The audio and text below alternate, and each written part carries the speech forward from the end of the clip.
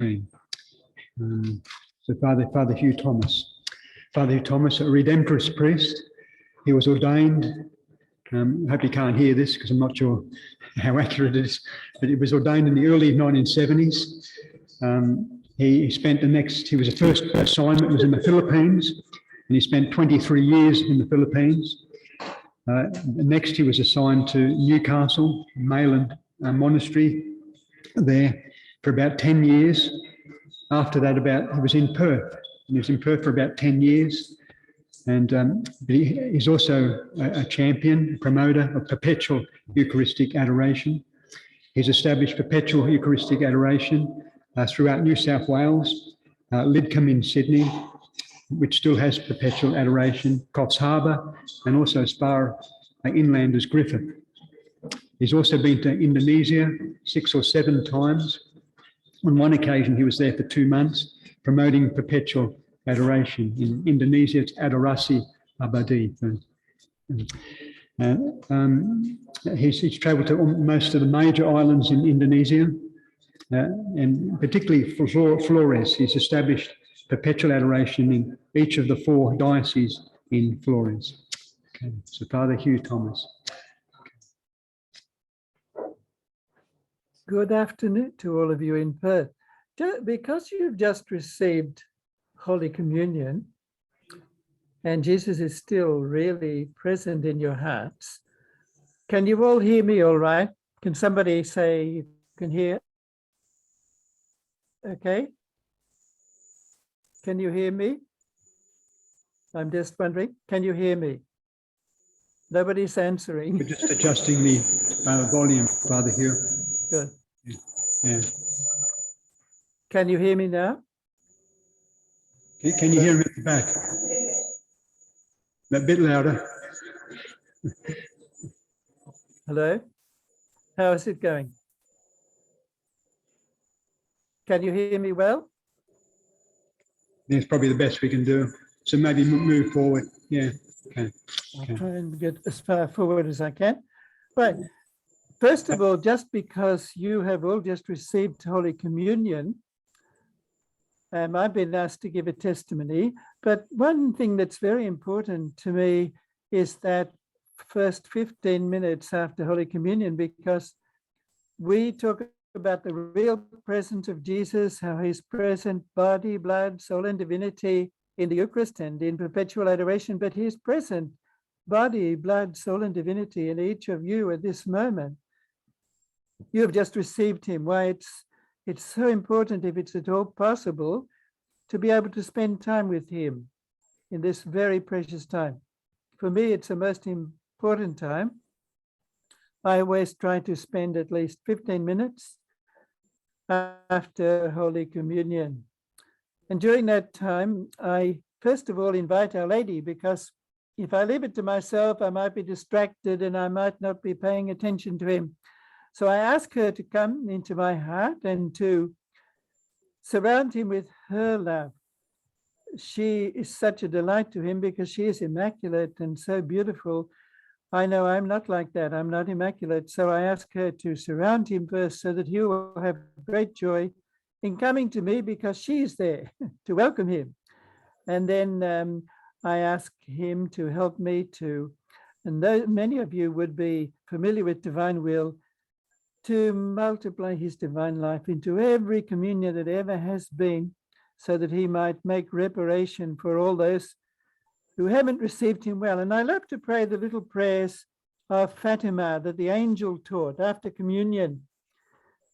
The angel taught the children at Fatima to pray the prayers. One of them was, my God, I believe, I adore, I hope, and I love you. And I hope you make this your prayer now. I beg pardon for those who do not believe, do not adore, do not hope, and do not love you. And the other beautiful prayer, taught to those little children. It might seem a profound prayer, but those little children were taught to pray at the ages of 9 and 10. O most holy Trinity,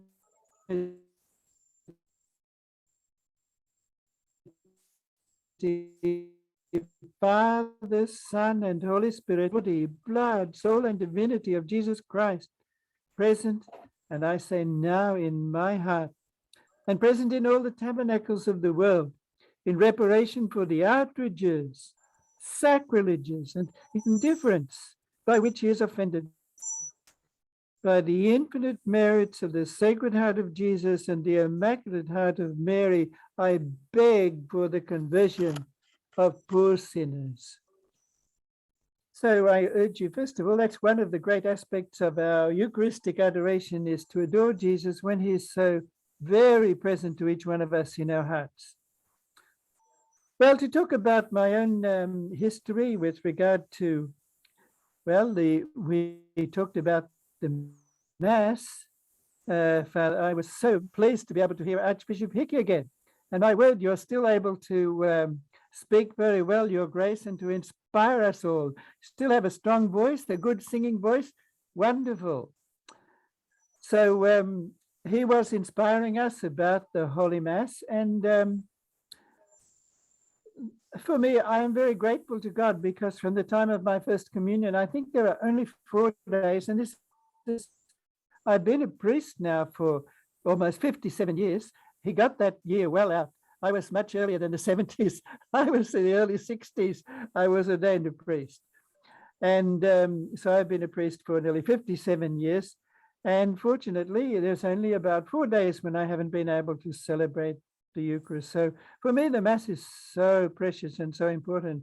I would never want to go a day without celebrating it. In fact, when I had the opportunity to go behind the Iron Curtain traveling with my brother, I didn't go because I was afraid I mightn't have been able to celebrate Mass every day. Now, for the adoration, well, when I was very young, I was very blessed because I grew up in the house next to the church. From my earliest years, my mother would climb into bed with me and tell me, time to get up, Hugh, and off we go to Mass together every single morning. From my first communion, I've always gone to Mass every day. I was so near the church, so blessed, right next door. And so in that little parish where I was, there were only 300 Catholics in the town, but we had 2 priests and 6 beautiful mercy nuns who taught us to visit Jesus in the Blessed Sacrament. And every year we had the 40 hours adoration. So it was something that came from an early time in my life. Then I joined the Redemptorists, and every day in the Minor Seminary in Gaylong, we read the visits of St. Alphonsus. The visits of St. Alphonsus, so beautiful, such a wonderful book.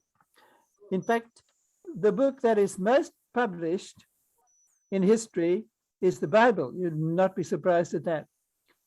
The second most published book in history in about 190 languages is the little book, The Visits to the Blessed Sacrament of St. Alphonsus Liguori. And it's so beautiful. He begins, my Lord Jesus Christ, who because of your love for men remain night and day in the Blessed Sacrament, full of pity and of love, awaiting, calling, and welcoming all who come to visit you. Those words touched me when I first heard them as a boy in a juvenate in Gaylong, and they still are such precious words, and a precious. I was happy to be able to sell 1,000 copies of these visits in the Indonesian language in Surabaya when we had our first seminar on adoration, Father Douglas and myself. Well, that was always a part of me, visiting Jesus in the Blessed Sacrament, and then it's part of our Redemptorist tradition. And then in 2002, I was already in Perth, and I was invited by Christine McCarthy, who had established a Society for Eucharistic Adoration in Sydney, to come and visit 5 parishes and give short 4-day missions to promote adoration. So that was my first time to go and actually promote adoration. One of those missions was in the parish of Lewisham. The parish priest there, Father Michael Butler, was very enthusiastic to have adoration. And he had a young lady there who had just come from New Zealand and a new convert, and Karen Ramsden. And Karen was a tremendous help in establishing many hours of adoration there in Lewisham, which continue until today. She later on was called by God to establish a congregation to promote adoration, the Sisters of the Immaculata. And she is now known as Mother Mary Therese. So the next big event for me with regard to adoration was, of course, being invited to go to Indonesia. 2006, Father Doug Harris was invited to promote adoration, but the administrator of the diocese at that time, a wise old Vincentian priest, said, it's no use just speaking to the laity about this. You must start with the priests. So I was invited to give a retreat to the priests, and it was a retreat that was to emphasize their annual retreat, adoration, and the Eucharist. And so one night during the retreat, they were invited to spend the night in relays in adoration before the Blessed Sacrament. Now, that was a very wise move, because when we then spoke to the laity, and the very first adoration, we called them seminars, but they're like a little retreat, 2 days, 1,500 people attended. The place we had it was capacity. It would only sit 1,500, all facilities were there. And so we got off to a wonderful start there in Surabaya. And what happened then was the Adoration Chapel wasn't yet ready. So the Sisters of the Holy Spirit let us start the adoration, the Perpetual Adoration, in their hospital chaplain, a hospital with about 1,200 patients and staff, 90% of whom were Muslim. Jesus wanted to start adoration in Indonesia, Perpetual Adoration there, because there's so many sick people. And so what happened, of course, was people began to be healed. And not just Catholics, but Muslims too were being healed in that chapel. We thought we were only going to Indonesia once. We thought this was a one-off. But because the word traveled, we were invited back, because people heard of the miracles that Jesus was working in the Adoration Chapel. So we were next invited by Archbishop Suharyo, who's now the Archbishop of Jakarta and a cardinal, but he was in Semarang then. We invited to Semarang. We had 5,000 people at the opening of the chapel in Gua Maria Kerapambarawa in Semarang. 5,000 people came to that opening of the Adoration Chapel there. So we went on from place to place all over Indonesia, not just for 6 years. Father Doug is far too modest. All his figures were way below the actual figures. He had me Perth for only 10 years. I was 12 years. He had me going to Indonesia only about 5 times. I went 13 times. So he, in order to have perpetual adoration, you must have people adoring all through the night hours. So then I was ashamed, because I was embarrassed, because here was I promoting perpetual adoration, and I was not doing any night hours. So I volunteered for night hours in the Chapel of the Sacred Heart, just down the road from us. I think that the suburb was Highgate. I'm not sure. My memory of suburbs in Perth is diminishing, but I think it was Highgate. It's Sacred Heart Church anyway. And so I started to do night adoration then. And these things have been a tremendous blessing to me. The night adoration was a particular blessing to the priests in Indonesia. In one retreat that we gave in the Diocese of Maumere in Flores, there was a priest there who had a very profound experience of Jesus during his night adoration. During the retreat, he was on a midnight hour. Jesus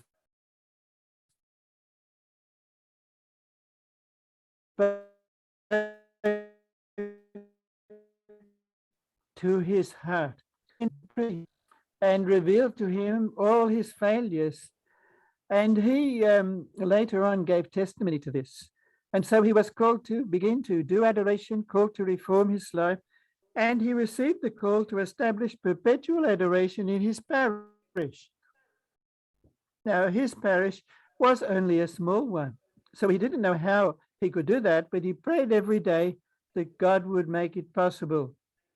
And then one day, some parishioners approached him because they had been traveling to the cathedral quite a distance. And they said it would be so much easier if we had the perpetual adoration here. So he had a group of people enthusiastic, and he was able to establish the perpetual adoration in his own parish. And then he went with me to various other dioceses in Flores. The bishop gave him permission. He was able to give his testimony to the priests, and I only gave a very short summary of it. It was a very dramatic testimony in which he was very humble and told about his sins and about the great change in his parish after perpetual adoration was introduced, and his own great change. He came to several other dioceses to priest retreats and spoke to the people. So what a blessing that was to have him, and how he was transformed by that adoration, particularly the night adoration that he did.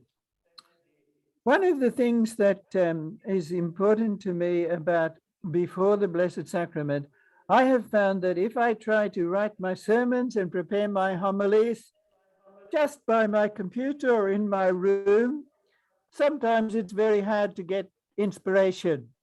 But if I prepare my sermons and my homilies in front of the Blessed Sacrament in adoration, it flows so easily. Then I realize that Jesus is telling me what he wants people to say. And I prepared these notes before the Blessed Sacrament here in Griffith. Griffith is where I am now.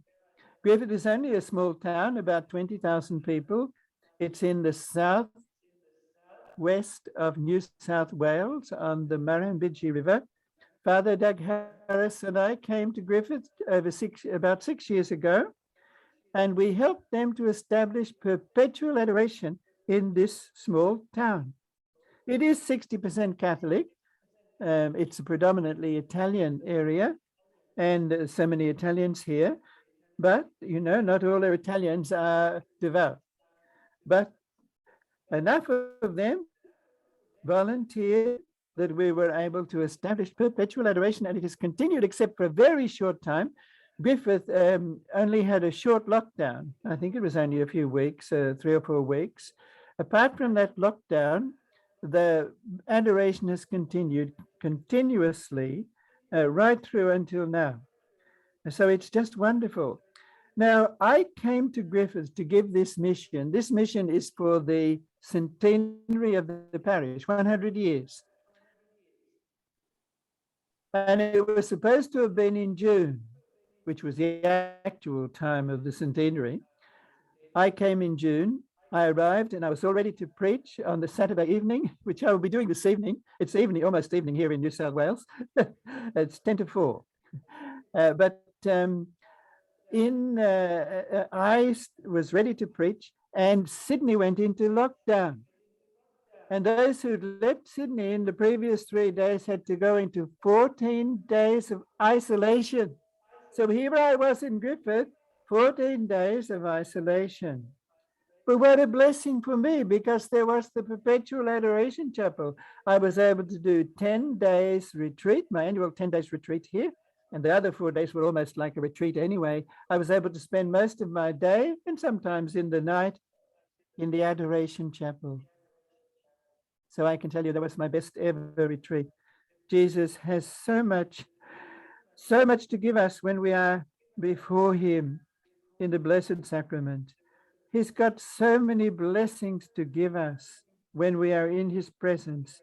And you know, even if we are like the apostles and we sleep, it doesn't stop him blessing us, because sometimes maybe at night especially, we might be very tired. We might doze off during our holy hour. And he's blessing us all the more. He knows why we are there. He knows we are there because we love him, because we want to express our love to him. And so he doesn't diminish his blessings in any way when we, through human weakness, can't concentrate, get distracted, sleep. No, he continues to bless us every moment that we are in his presence. So for me, it is really a most important part of my life. And I think probably the greatest blessing God has given to me, something out of the something so extraordinary and something so unexpected, that I should be able to go so many times, 13 times, to Indonesia in order to give retreats to the priests. And I also went to Singapore to do that. And I have done some around Australia too, to religious congregations of priests, to promote adoration, to have them spend the night before Jesus and to learn to be with him by night. Since then, there are some new things that have been inspirational. You know, many of you know the book To the Priests, Our Lady's Beloved Sons. That was Mary's locutions to Father Gobby. They are so inspiring, particularly the ones about Eucharistic adoration, when she gets so much joy when people come, and just Jesus does, when we just tell him, Jesus, I love you. Jesus, I am in love with you. Oh, Jesus, I love you. He loves to hear us just say simple things like that to him. So there is that book, and then a new book that has come out, which I'm sure many of you are familiar with, In Sinu Jesu.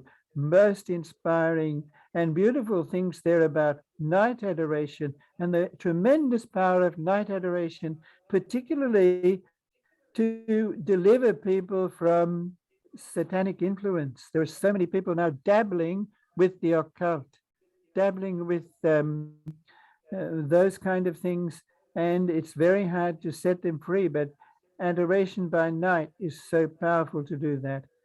When I give all my talks and to the priest and to the people about adoration, I especially use Pope John Paul II.